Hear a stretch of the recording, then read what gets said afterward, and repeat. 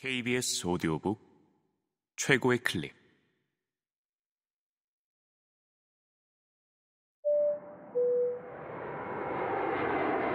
KBS 오디오북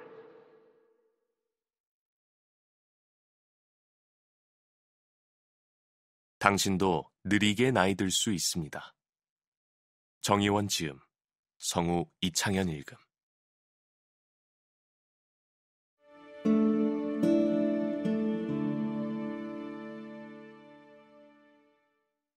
고통을 피하려는 본능을 이겨야 한다. 장거리 달리기를 할 때 어느 정도의 거리에 도달하면 머릿속에서 많은 양의 도파민과 엔도르핀이 분비되면서 자아를 잊고 큰 보상감을 느낀다. 이 상태를 러너스 하이라고 한다. 나는 8에서 10km 정도를 달리면 이 상태에 도달한다. 흥미롭게도 달리기를 마치고 발바닥에 큰 물집이 생긴 것을 발견하면 그제서야 통증을 느낀다. 강도 높은 신체 활동에 동반되는 강화된 보상과 둔화된 진통 감각은 아마도 생존을 위해서 사냥감을 쫓거나 맹수를 피해 달려야 했던 원시 인류의 삶 때문에 자연 선택된 특성일 것이다. 러너스 하이라는 달리기에 큰 보상에 심취한 사람들은 다른 사람들이 흔히 달리기를 생각하면 떠올리는 귀찮음과 고통, 때로는 부상까지도 감내하고 잘 달리기 위해 계속 연습한다. 이와 마찬가지로 사람은 어떤 목표를 이루기 위해서는 육체적, 심리적 고통이 당신의 삶이 노화의 속도를 결정한다. 수반되는 활동이라도 그 고통을 감내하면서 열심히 수행한다.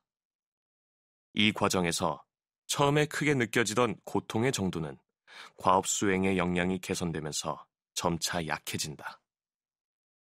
하지만 과업을 수행하는 과정에서 예상되는 고통을 뛰어넘는 감정적, 이성적 동기부여가 있어야 가능한 일이다. 그래서 보상을 찾는 것과 고통을 피하는 것을 사람의 뇌에서 일어나는 화폐 거래라고 한다. 보상회로와 통증회로의 기묘한 관계보상과 동기축의 주인공이 도파민이라면 통증과 진통축의 주인공은 오피오이드와 오피오이드 수용체다. 오피오이드는 진통 효과가 있는 아편과 비슷한 물질이라는 뜻으로 엔도르핀처럼 뇌에서 자연적으로 분비되는 물질과 모르핀처럼 외부에서 인체로 투여될 수 있는 물질들을 포괄한다. 이러한 물질들이 붙어서 신호를 전달하는 수용체를 오피오이드 수용체라고 한다. 생화학적으로 순수하게 오피오이드 신호를 활성화하는 물질을 사람이나 동물에 투여하면 도파민 신호까지 활성화되고 도파민 신호를 활성화하는 물질을 투여하면 오피오이드 신호까지 활성화된다.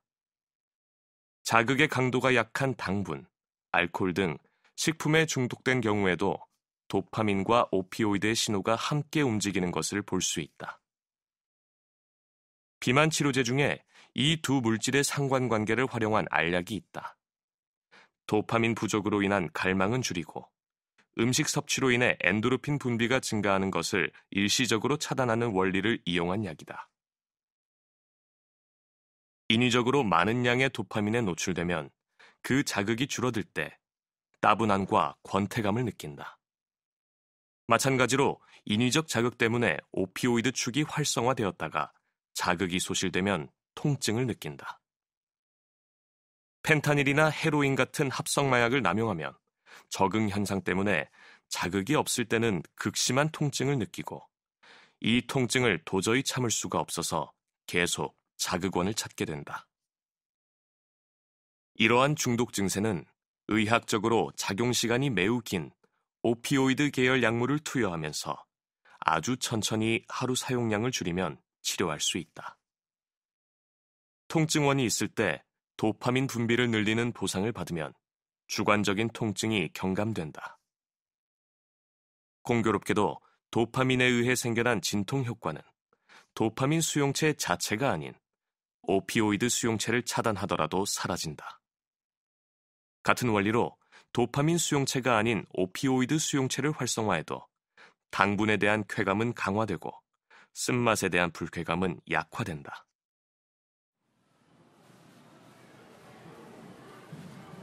이러한 상관관계 때문에 빠르게 보상을 주는 스마트폰이나 당분, 알코올, 쇼핑 앱 등에 하루 종일 노출되면 불쾌감과 통증이 함께 찾아온다. 내려가는 에스컬레이터를 열심히 뛰어올라도 목적지에 닿을 수 없는 것처럼 끊임없이 즐기고 소비하고 소유하더라도 마음의 고통은 해소되지 않는 이유가 바로 이 때문이다.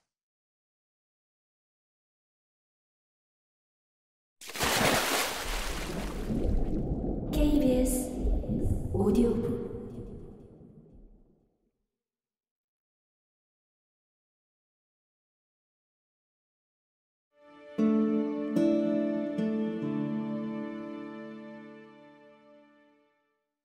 작은 고통을 피해 도망치면 더 큰 고통을 만난다. 빠르고 쉬운 보상으로만 삶을 채우고 불편함과 고통이 따르는 운동과 바른 자세를 외면하면 어떤 결과가 생길까? 실제 30대 여성 환자 D를 예로 들어보자. D는 몇 달 전부터 허리와 목을 포함한 온몸의 통증이 직장에서 일을 하기가 어려울 정도로 점점 심해져 진료실을 찾아왔다. 아주 마른 체형으로 자신의 차로 직장에 출퇴근하는 것 외에 운동은 전혀 하지 않는다고 했다. 그녀는 물만 먹어도 살이 찐다고 생각해서 극단적으로 적은 열량만 섭취하는 습관이 있었다. 20대 초반부터 끊임없이 다이어트를 반복하면서 이러한 습관이 굳어진 상태였다. 그 결과 허리뼈와 목뼈의 전만이 소실되었고 근력은 70대 노인과 비슷한 수준으로 현저히 떨어져 있었다. 바른 자세로 앉기가 힘들고 운동을 할 기운이 없고 시간도 없어서 운동은 전혀 할 수가 없다고 했다. 피로와 우울감을 항상 느끼고 통증은 점점 더 심해진다고도 했다. 소화 역시 잘 되지 않아서 고기는 거의 먹지 않고 있었다. 주로 군것질거리로 식사를 대신했다. 직장에서 퇴근하면 아이를 돌보다가 스마트폰과 태블릿 PC를 보면서 잠을 청했다.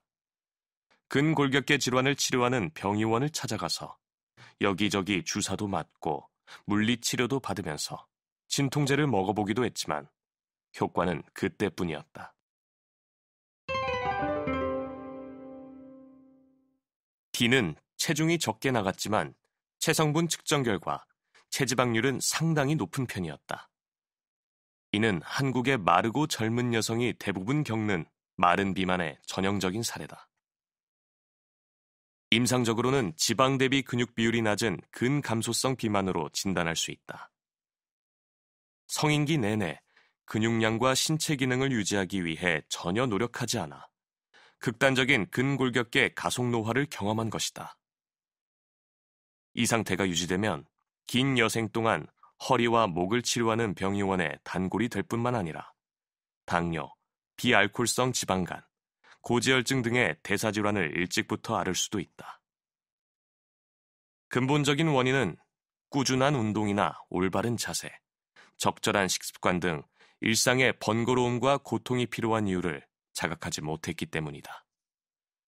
앞에서 말한 D의 경우 사회적으로 개인의 성공 여부를 가늠하는 직위, 돈, 소유물 등은 직장에서 열심히 업무를 수행하기 위한 동기로 작용했을 것이고 그 밖에 자잘한 도파민들이 업무가 끝난 시간에 결핍을 채우는 상태였다.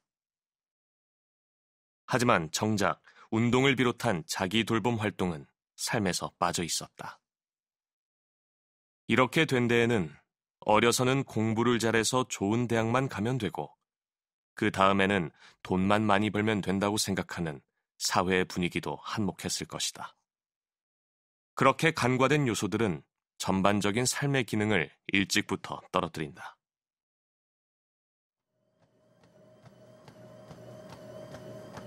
20, 30대의 젊은 세대에게 가속 노화의 개념이나 만성질환, 신체 및 정신적 기능 저하 등은 멀게만 느껴질 것이다. 당장 이번 주에 마무리해야 하는 보고서, 달마다 갚아야 하는 카드값이 급하다. 치맥은 클릭 2번이면 배달되지만 렌틸콩을 삶아먹기는 귀찮고 근력운동은 생각하는 것만으로도 따분하다. 하지만 겹겹이 쌓여있는 정신적 걸림돌을 극복해야만 일상생활을 다면적으로 개선하는 선순환을 시작할 수 있다.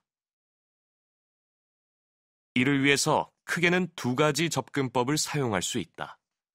첫 번째는 삶에서 가속노화에 기여하는 요인들의 잠재적 해악을 이성적으로 이해하고 덜어내는 것이다. 이를 돕기 위해 지금까지 여러 가지 연구 결과를 근거로 들어 구체적으로 설명하려고 시도했다. 두 번째는 습관 회로를 형성하는 것이다. 유익하지만 신체적, 인지적으로 불편한 것들을 편안하게 만드는 방법이다. 이를 통해 스스로의 생각과 행동을 살피는 마음의 눈이 더 또렷해질 수 있다.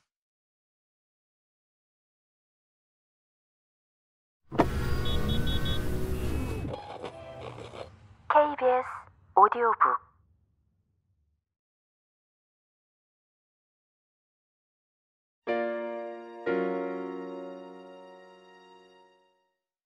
노화의 재설계, 습관부터 시작하자. 미혼인 30대 후반의 IT 개발자 A는 장시간의 근무로 지친 상태에서 매일 퇴근하면 맥주를 2-3캔 정도 마시고 자는 습관이 있었다. 회사가 성장하고 업무에 필요한 역량과 책임이 점점 무거워지면서 스트레스가 늘고 있었고 퇴근 후 맥주를 마시는 습관은 A에게 유일한 스트레스 해소 수단이 되었다.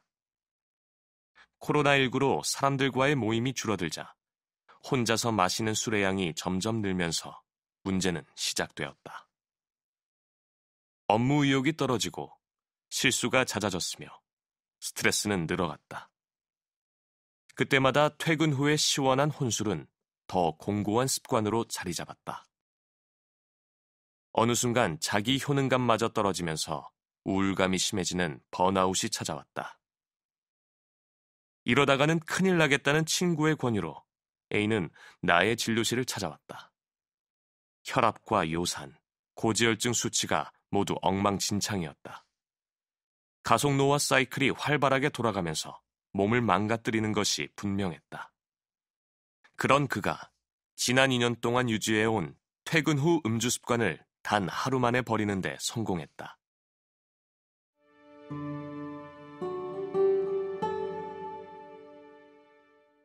스트레스와 질이 낮은 수면, 장기간의 좋지 않은 식습관과 알코올 섭취 때문에 위험할 만큼 높아졌던 혈압도 점점 정상화되었다.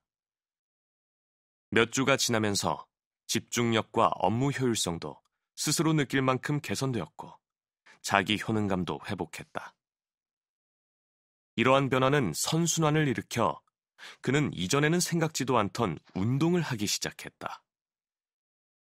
의사들조차 생활 습관을 개선하기가 어렵다고 이야기한다. 술이나 당분을 끊고 운동을 꾸준히 하는 등 습관을 바꾸는 일은 애초에 사람에게 기대하기 어려우니까 질병이 생기면 약을 쓸 수밖에 없다고 생각한다. 그렇다면 A는 어떻게 하루 만에 오랫동안 고착화된 습관을 바꿀 수 있었을까?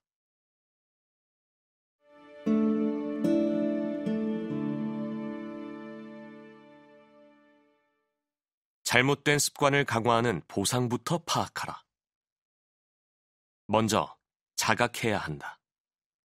현재 겪고 있는 문제와 이를 해결하지 않았을 때 예상되는 결과, 그리고 해결했을 때 개선되는 점을 구체적이고 현실적으로 깨달아야 그동안 살아온 관성을 이기고 삶의 방향을 전환할 수 있다. A는 혈압이나 혈액 검사 수치의 의미를 명확하게 이해했고 생활 습관이 가져오는 가속노화 사이클에 관한 설명을 들었다. 그 결과 현재의 음주 습관을 개선해야 자기 효능감을 높이고 정신적, 신체적 기능을 모두 향상시킬 수 있겠다는 태도가 형성되었다. 그 다음에는 나쁜 습관 회로를 없애고 좋은 습관 회로를 만들어야 한다. 사람의 뇌에는 중독 회로와는 별도로 습관 회로가 있다. 이 습관 회로는 단순화하면 신호 회로 작동, 행동 목표 보상으로 구성된다. 집에 들어서자마자 맥주를 마시는 습관을 예로 들면 신호에는 직장과 퇴근길의 스트레스, 퇴근길에 접하는 맥주 광고, 6시를 알리는 시계바늘, 파블로프의 조건반사 수준의 습관이 형성되기도 한다. 저녁 시간의 배고픔과 목마름 등이 모두 포함된다. 이 신호에 따라 냉장고에서 맥주를 꺼내 마시면 도파민과 엔도르핀이 분비된다. 사람은 갈증이 있을 때 수분을 섭취하는 것만으로도 보상을 느끼는데 이 보상이 알코올이 주는 보상과 합쳐져 더 큰 만족감을 얻게 된다. 이렇게 해서 퇴근 후에 맥주 한 잔은 강력한 습관 회로로 자리 잡는다. 습관 회로가 유지될 만큼의 목표나 보상이라는 연료를 제거하면 습관은 버릴 수 있다. 회로는 사람마다 다르게 구성되기 때문에 스스로 생각과 행동을 쪼개어 분석해야 한다. A에게는 구체적으로 긴 시간 일을 한 후에 맥주를 마시고 바로 쓰러져 잔다라는 목표가 있었다. 이렇게 자고 나면 다음날 일찍 일어나서 일할 수 있다는 믿음이 있었다. 그러나 술을 마시고 잠들면 수면 구조가 정상적으로 지속되지 않고 마디마디 끊어지면서 적절한 렘 수면이 이루어지지 않아 다음날 인지 기능과 업무 효율은 더 떨어진다. 가장 주요한 습관 회로의 원동력을 파악했으면 이를 이용해서 이 회로를 명확하게 약화시킬 수 있다. A에게 알코올 금단 증세를 줄이는 약물을 집에 도착하기 전에 소량 복용하도록 했고 집에 도착해서는 잠시 쉬다가 바로 잠자리에 들게 했다. 이렇게 술 없이 처음 며칠을 지내는 데 성공하면 저녁 시간을 채울 더 나은 활동들을 구상하고 실천하면서 약의 복용량을 점점 줄여나갈 수 있다.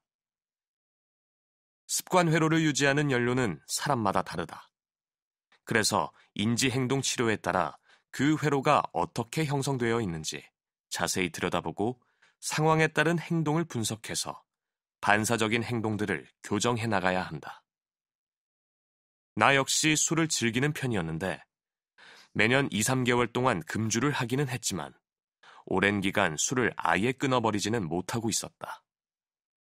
술을 조금만 마셔도 다음날 아침이 되면 조금이나마 인지 기능이 떨어지는 듯한 느낌이 들기도 했다.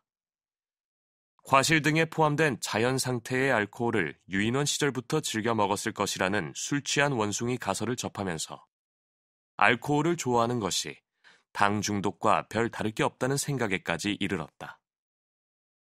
그러다가 마침 운동을 해서 땀을 많이 흘린 직후 갈증이 나서 맥주 한 캔을 원샷하는 평소 습관과 달리 330ml짜리 액상유청 단백질 한 컵을 벌컥벌컥 마시다가 순간적으로 깨달았다. 나에게는 갈증이 신호였고 갈증의 해소가 보상이었던 것이다. 그 후 운동을 하거나 퇴근한 다음에는 갈증을 느끼지 않을 만큼 시원한 물을 충분히 마시는 것만으로도 맥주에 대한 갈망이 사라졌고 금주 상태를 장기간 유지했다. 행동 자체가 습관을 강화시키므로 실제 행동으로 이어지지 않게 장애물을 만드는 것도 좋다. 예를 들어 술을 끊어야 한다면 술이 눈에 보이지 않게 치우고 술을 마셔야 하는 자리에는 되도록 가지 않아야 한다. 그러나 습관 회로가 살아있으면 장애물을 만들어도 소용이 없기 때문에 장애물이 강제적이며 단독적인 수단이어서는 안 된다. 습관을 없애기 위해서는 자각, 태도에 따른 이성의 힘, 장애물 등 모든 가용 자원을 다차원적으로 동원하는 것이 좋다. 찰스 두히그의 습관의 힘은 다양한 과학적 관찰과 사례 연구를 통해서 좋지 않은 생활 습관들을 버리고 더 나은 습관을 형성할 수 있는 아이디어들을 제공해 일독의 가치가 있다. 개인적으로는 그의 책에서 다음 각주가 몹시 인상적이었다. 흡연, 알코올 중독, 폭식 등 몸에 깊이 밴 습관은 치열하게 노력하지 않고서는 고치기 쉽지 않다. 하지만 습관의 메커니즘을 파악하면 우리는 새로운 행동을 상대적으로 쉽게 몸에 익히게 하는 지혜를 많은 곳에서 구할 수 있다. 하지만 혼자 힘으로도 습관의 변화를 끌어내기 위해서는 습관적 행동을 자극하는 신호와 열망과 보상을 알아내서 자기 파괴적인 반복 행동을 건설적인 행동으로 대체할 방법을 찾아내야 한다. 이때 자신이 어떤 이유에서 반복 행동을 바꿔야 하는지 완전히 깨닫지 못하더라도 마찬가지다. 습관적인 행동을 유발하는 신호와 열망을 알아내더라도 그 행동이 하루아침에 사라지지는 않지만 그 패턴을 바꿔갈 방법을 계획할 실마리는 찾아낸 것이다.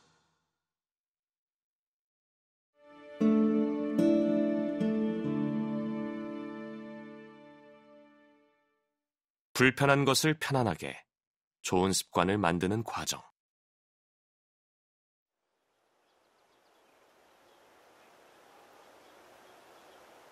많은 사람이 좋은 습관 만들기는 아예 포기하고 직장이나 가정에서 강제로 부과되는 의무들만 가까스로 해내는 것 같다. 근감소증을 앓고 있는 환자들조차 근력 운동은 너무 귀찮고 하기 싫다고 이야기하는 경우가 많다.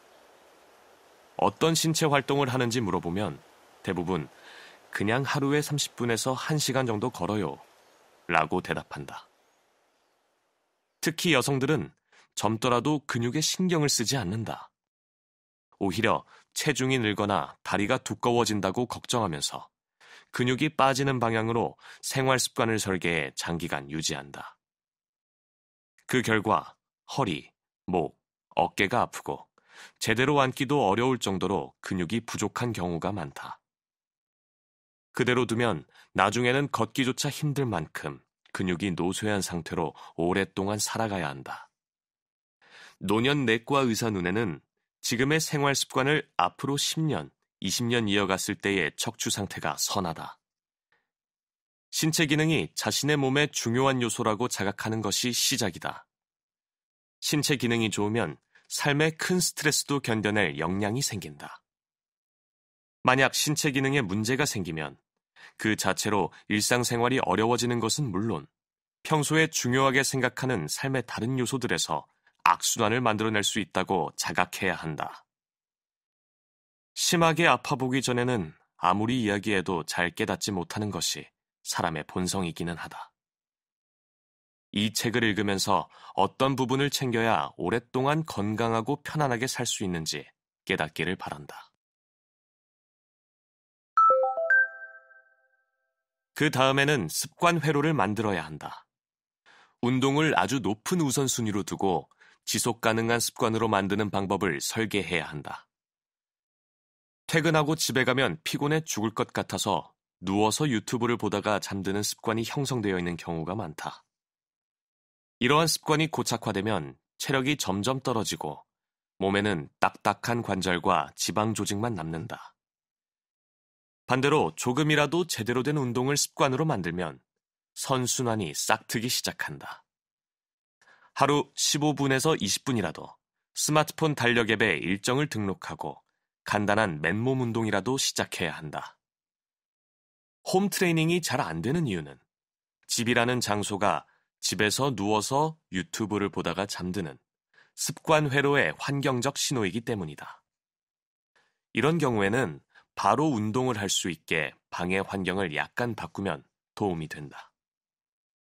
저녁에 지친 상태에서는 자아가 고갈되어 운동할 수 있게 이성이 힘써줄 것을 기대하기 어려울 수 있으므로 직장에서 점심시간을 활용하는 것도 방법이다. 이마저도 도저히 불가능한 상황이면 몸 상태를 회복하기 위해 휴가라도 써서 단기간 집중적으로 재활해야 할 수도 있다. 2에서 3주 정도 거의 매일 반복하면 생활의 요소가 빠르게 개선되는 경험을 할 수 있다. 또한 해낼 수 있는 운동 강도가 점차 높아지면서 도파민과 엔도르핀이 점점 많이 분비된다. 사람마다 차이가 있지만 이렇게 4에서 6주를 유지하면 습관 회로의 재생산 지수가 복리의 문턱값을 안정적으로 넘기고 습관으로 자리 잡는다. 이렇게 만들어진 습관은 불필요한 회식에 참석하지 않고 퇴근 후에 맥주를 마시지 않기 위한 좋은 단 역할을 해줄 것이다. 또한 이렇게 생활 습관을 점검하고 재편성할 역량을 키우는 것은 이제 살펴볼 내재 역량을 쌓아나가는데 아주 중요한 도구가 된다.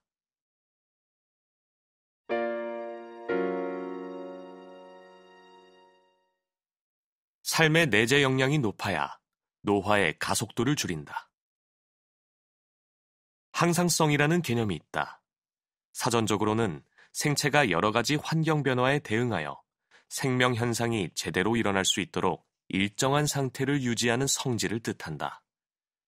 항상성을 유지하지 못하면 생존하기 어렵다. 항상성 제어 체계 덕분에 우리 몸에서는 생존하는 데 필요한 매우 다양한 변수가 아주 좁은 오차 범위 내에서 최적의 상태로 유지되고 있다.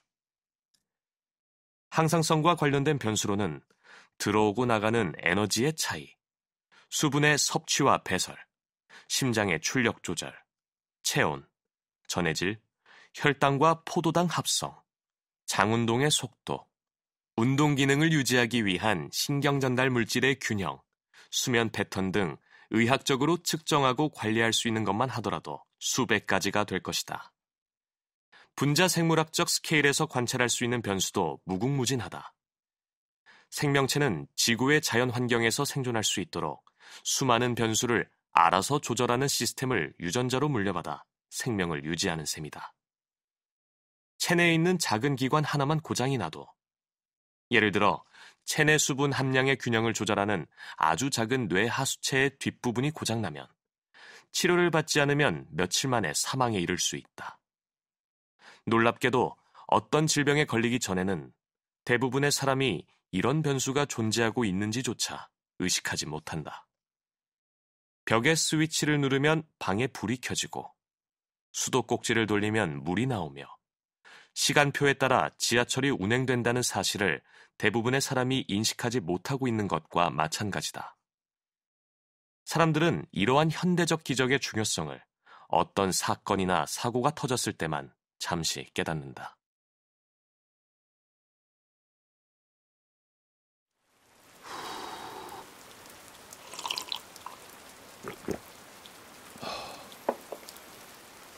KBS 오디오북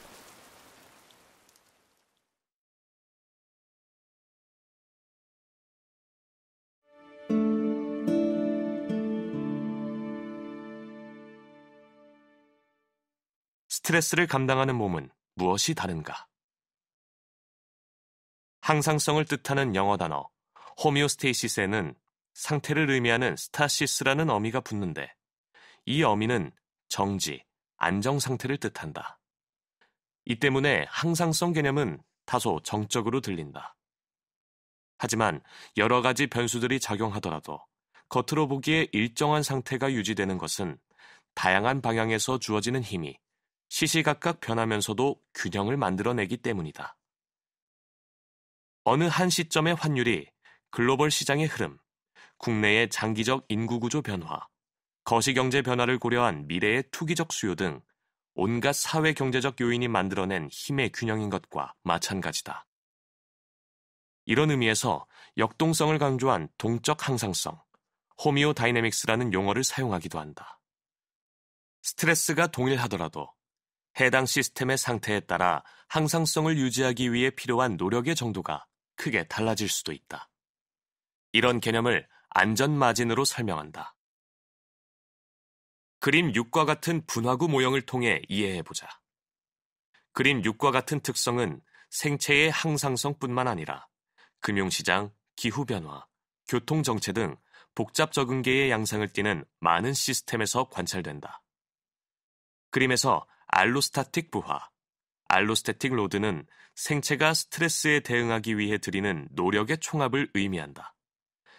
항상성이라는 단어의 앞부분인 호미오가 같음을 뜻한다면 그것을 다름을 뜻하는 알로로 바꾼 용어다. 변화에 대응하는 것이다. 그림 6에서 오른쪽으로 밀어내는 힘의 화살표 길이가 같은 것은 주어지는 스트레스의 크기는 같다는 뜻이다. 그러나 알로스타틱 부하의 정도가 다르므로 공을 가운데로 끌고 가서 항상성을 회복시키기 위해 B에서는 A에 비해 더욱 큰 힘이 들게 된다. 흥미롭게도 생체라는 복잡 적응계에서는 안전마진을 내재 역량으로 설명할 수 있다. 의자에 똑바로 앉아 있으려면 50 정도의 자세 유지 근력이 필요하다고 가정하자. 평소 근력이 51밖에 되지 않는다면 안전마진 1. 며칠만 침대에 누워 있어도 근력이 떨어져서 의자에 앉아있기가 어려울 것이다. 평소 의자에 똑바로 앉아있을 때 사용하던 자세 유지 근력이 49로 떨어지면 이때부터는 자연스러운 근력의 유지보수 활동이 소실된다. 이 때문에 의자에 앉을 수조차 없어 기능 회복을 위해 재활이 필요하며 거기에는 아주 많은 노력을 들여야 한다. 이런 경우를 낮은 내재 역량 상태라고 할 수 있다. 반면에 평소 근력이 90이라면 안전마진 40, 병치레 하느라 근력이 80이 되더라도 의자에 앉지 못할 정도가 되지는 않는다. 또한 원래 생활 습관과 운동 습관을 유지하면 머지않아 근력을 원래대로 회복할 수 있다. 체중도 마찬가지다. 사람은 성능이 좋은 에너지 균형 제어 장치를 가지고 태어난다. 하루에 2000kcal를 먹는 경우 1년치 섭취 열량은 73만 kcal다. 여기에서 10%를 더 먹어도 총 섭취 열량은 80만 3000 kcal로 이 추가로 섭취한 열량을 지방 조직의 단위 질량당 열량으로 환산하면 8.1kg이 된다. 하지만 음식을 가리지 않고 자유롭게 식사를 해도 체중이 이 정도로 많이 늘어나지는 않는다. 음식을 많이 먹으면 지방세포와 근육의 열 생산이 증가하며 식욕을 제어하는 호르몬도 적절히 대응해 이후에 섭취하는 식사량은 자연히 줄어든다. 반대로 며칠 동안 에너지 섭취를 줄이면 체중은 줄지 않으면서 몸의 발열이 감소하고 식욕을 제어하는 호르몬과 신경회로의 균형이 바뀌면서 음식을 더 찾게 된다. 자연 상태의 에너지 균형폭을 감당할 수 있게 내재 역량을 갖도록 진화한 제어장치 덕분이다. 자연 상태에는 초가공식품이나 정제곡물, 단순당이 없으므로 유전적으로 대사균형 조절에 큰 문제가 없다면 평균적인 성인은 어느 정도의 체중을 유지한다. 하지만 지금처럼 자연적으로는 존재하지 않는 강력한 당 부하의 폭탄을 외부에서 계속 투하하면서 신체 활동도 하지 않으면 과잉 에너지를 태우는 발열기전이나 높은 혈당을 저장하는 인슐린 신호체계가 고장난다. 그 결과 에너지 균형을 유지하는 내재 역량이 감소하면서 그림 6-B와 같은 상태가 된다. 의학적으로는 이 상태를 보상 기능 상실이라고 한다. 낙타 등에 끊임없이 집단을 쌓다 보면 지푸라기 하나만 더 올려도 낙타 등이 부러질 수 있는 순간이 오고 만다. 과잉 에너지 섭취가 안전마진을 넘기면 어느 순간부터는 식욕이 조절되지 않고 발열 기전 역시 작동하지 않아 체중이 급격히 불어난다. 이런 내재 역량의 개념은 일찍이 정신의학 분야에서 회복 탄력성이라는 이름으로 제시되었다.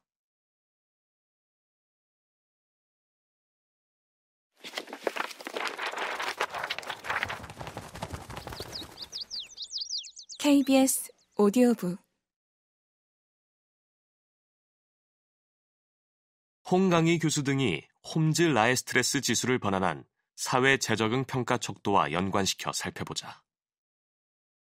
표 1. 사회 재적응 평가 척도. 항목 점수.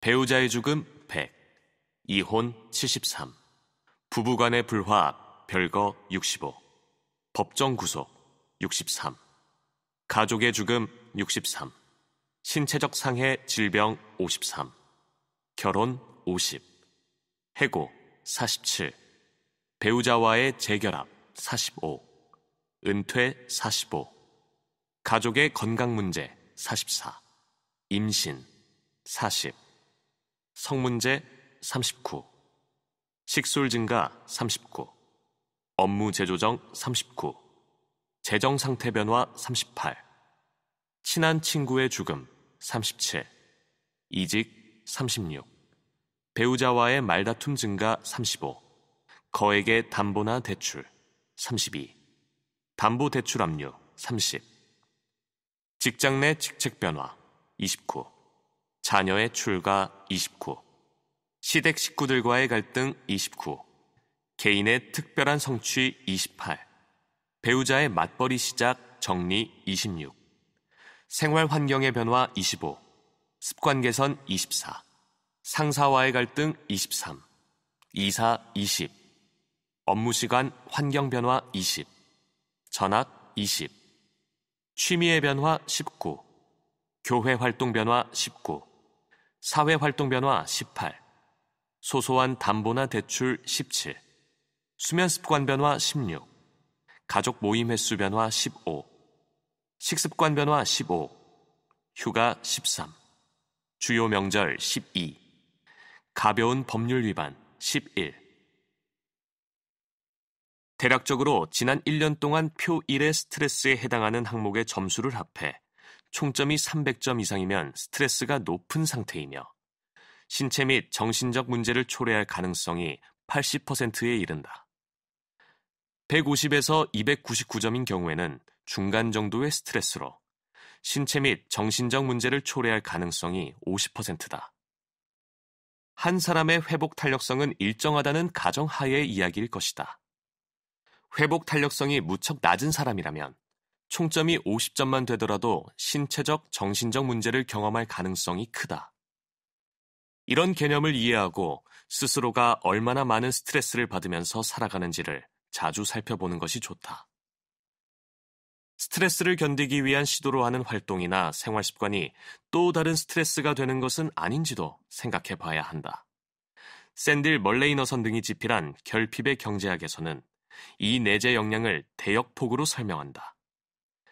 이는 심리적 내재 역량의 총합이 100이라고 했을 때 경제적, 시간적 궁핍이 이 내재 역량의 대부분을 채워버리면 근시안적이거나 비이성적으로 의사결정할 수 있다는 개념이다. 한마디로 말하자면 사용할 수 있는 인지 능력에는 한계가 있다는 뜻이다. 결핍의 경제학에 따르면 각 개인의 내재 역량 총합의 크기에는 별 차이가 없기 때문에 경제적 궁핍 등으로 내재 역량이 잠식된 사람들은 지속적으로 근시안적 의사결정을 하는 경향성이 생길 수밖에 없다. 내재 역량을 점유하는 스트레스 요인은 자각과 습관 회로의 재설계 과정을 통해 조정할 수 있다. 내재 역량 자체도 생활 습관을 어떻게 만드는지에 따라서 조절할 수 있다.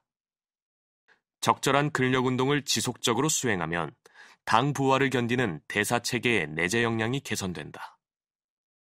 이처럼 사람의 전반적인 내재 역량을 충분히 키워낼 방법들이 있다. 오랫동안 인지활동을 한 고학력자는 뇌 위축이 상당히 진행되더라도 치매 진단에 사용되는 인지기능 검사에서는 별다른 문제가 발견되지 않는 경우가 많다. 인지 영역의 내재 역량이 높은 것이다. 마찬가지로 심리적 내재 역량이 보통 사람의 2배인 사람이라면 사회 재적응 평가 척도의 총점 250도 견딜 수 있는 셈이다. 현대 사회에서는 신체적, 정신적 스트레스를 스스로 만드는 경우가 많다. 굳이 필요하지 않은 요인들로 내재 역량을 잠식하는 것이다.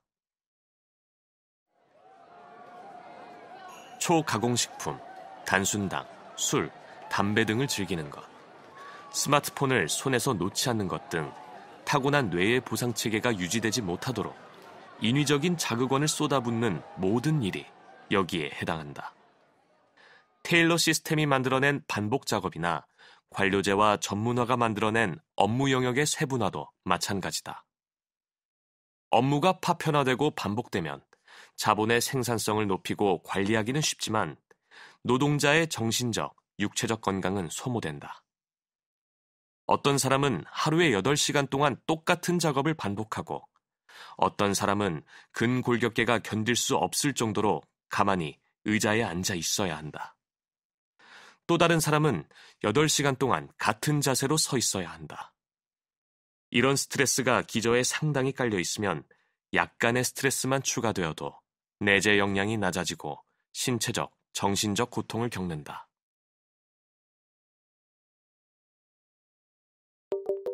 KBS 오디오북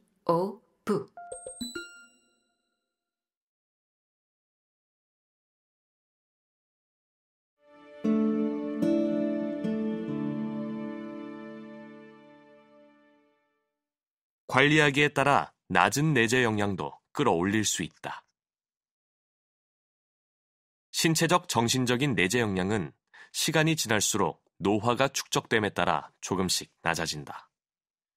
체내에 구조적, 기능적으로 눈에 보이지 않는 고장난 부분이 많아지면 스트레스를 견딜 여력이 줄어들기 때문이다.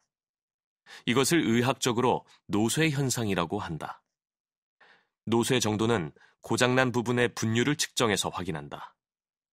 예를 들어 100가지 기능 항목을 측정해서 10가지가 고장이 나 있으면 노쇠지수는 0.1이다. 보통은 주요한 부분 중에 4분의 1 정도가 고장나면 노쇠지수 0.25. 내외부의 아주 작은 스트레스만 받아도 파국적인 상황이 일어날 수 있기 때문에 노쇠가 유의미하게 진행된 것으로 본다. 노인의학에서는 이 노쇠 정도가 생물학적 나이, 즉 일생 동안 축적된 노화의 정도를 반영하는 것으로 생각한다. 한편으로 내재 역량의 기능을 양, 포지티브 관점에서 평가하는 것이고 노쇠지수는 기능을 네거티브의 관점에서 평가하는 것이라면 단순하게는 인구 평균의 내재 역량을 1- 노쇠지수, 예를 들어 노쇠지수가 0.25인 사람의 내재 역량은 1- 0.25인 0.75다 라고 할 수 있다. 하지만 모든 사람의 노쇠지수와 내재 역량을 합한 값이 1이 되는 것은 아니다. 노쇠지수와 달리 내재 역량을 수치화하는 것은 상당히 까다롭다. 예컨대 차량의 안전도를 평가하는 항목이 100개라고 하자. 여기서 고장난 부속이 10개면 노쇠지수가 0.1이고 25개에 이르면 안전한 운행이 어렵다는 뜻이다. 하지만 이 수치가 그 차량의 기능적 역량을 완전히 반영하지는 못한다.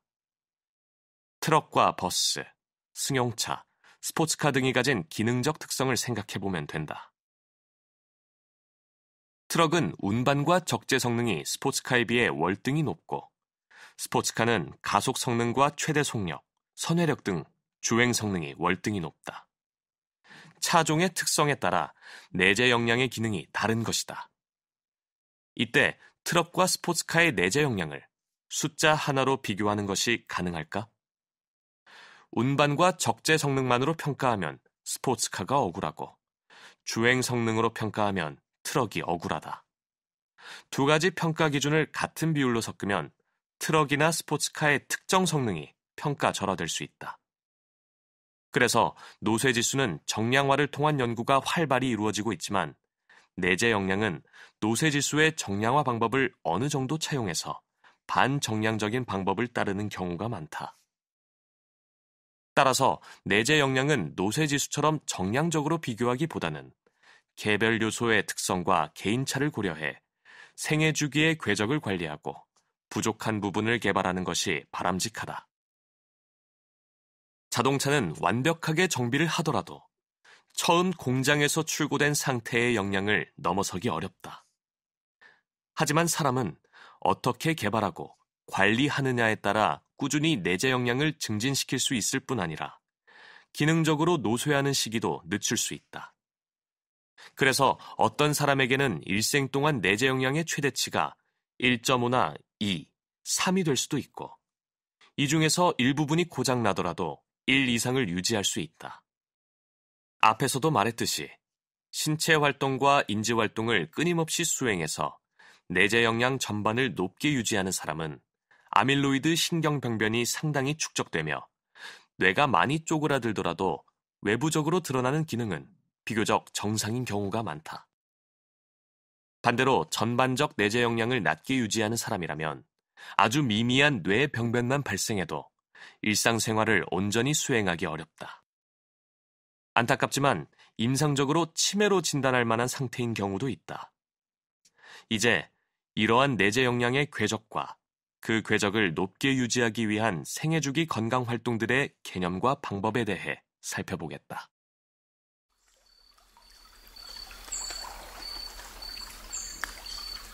여러분은 지금 서울아산병원 노년내과 정의원 교수의 책 당신도 느리게 나이 들 수 있습니다를 들으셨습니다. 이 책은 서울아산병원 노년내과 정의원 교수가 한국 사회에 닥친 가속노화의 제동을 걸고 노화의 속도를 정상화해줄 4가지 기둥과 그에 따른 습관들을 담았습니다. 신체 기능을 되돌려주는 이동성, 인지 기능의 회복 탄력성을 높이는 마음 건강, 건강에 대해 잘못 알려진 사실을 바로잡아주는 건강과 질병, 사회적 고립을 예방하는 나에게 중요한 것 등 건강하고 성공적인 나이듦을 결정하는 중요한 4가지 요소를 축으로 하는 방법들이 4M 건강법입니다. 노화를 피할 수는 없지만 늦출 수는 있다고 말하는 책.